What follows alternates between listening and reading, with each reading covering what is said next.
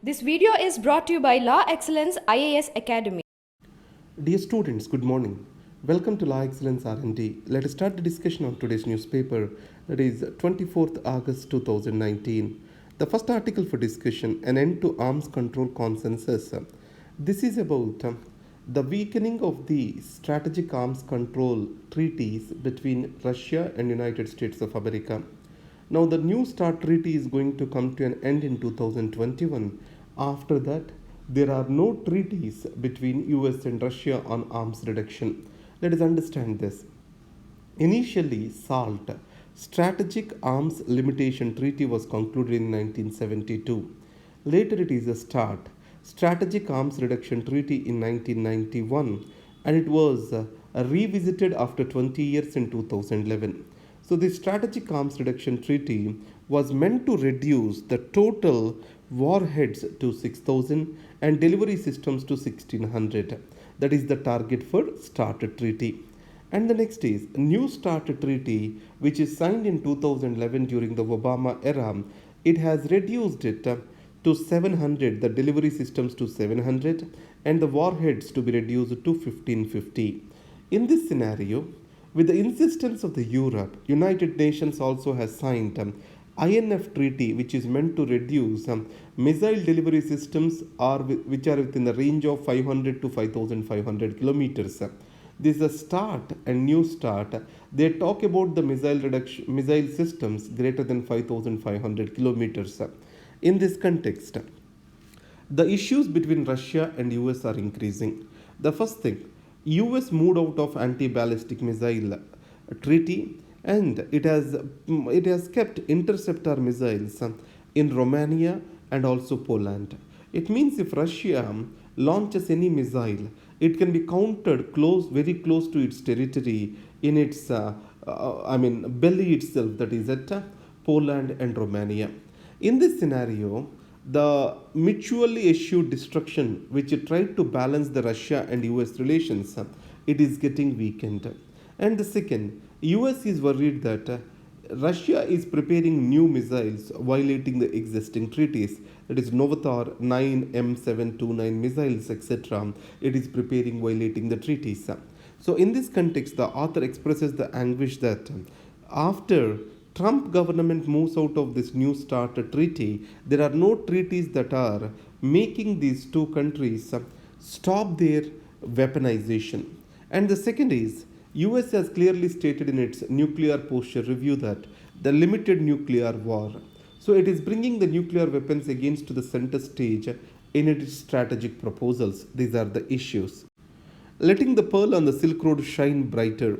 This is about India, China ancient relations with each other. There are many visitors from China to India, and China is known for its manufacturing capacities. India is known for its ancient philosophy. In this context, there were many exchanges between these two countries. China gave the paper printing and then tea to the world, and silk, porcelain, all these are given by China. India gave astronomy, dancing, architecture, etc. to the world. So, in these circumstances, China and India have a strong ancient civilizational bonds. Beyond this, Buddhism is a strong bond between these two countries. If you see Ajanta Ellora, and if you go to Mogao Grottos in Dunhuang city, Mogao Grottos in Dunhuang city, hope I am spelling it right. These are having similar kind of features. So they have similar kind of murals, paintings, etc.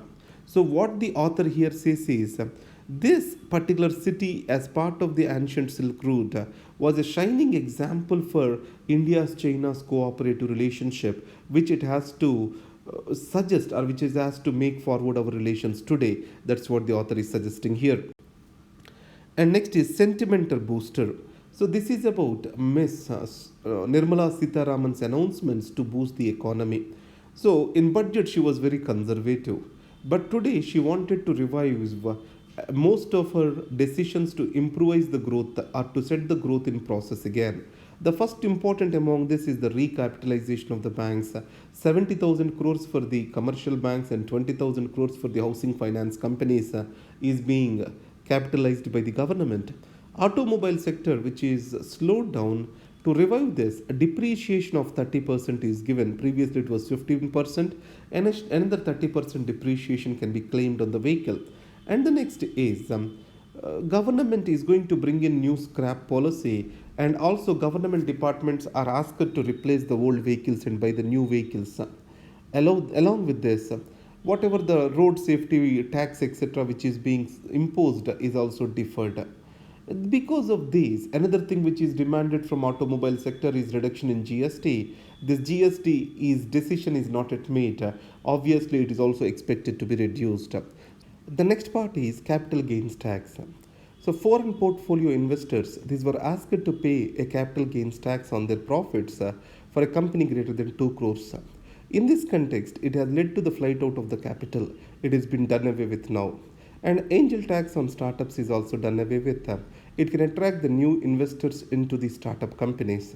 And then micro, small, medium enterprises, for them, GST refunds will be given within 30 days from now.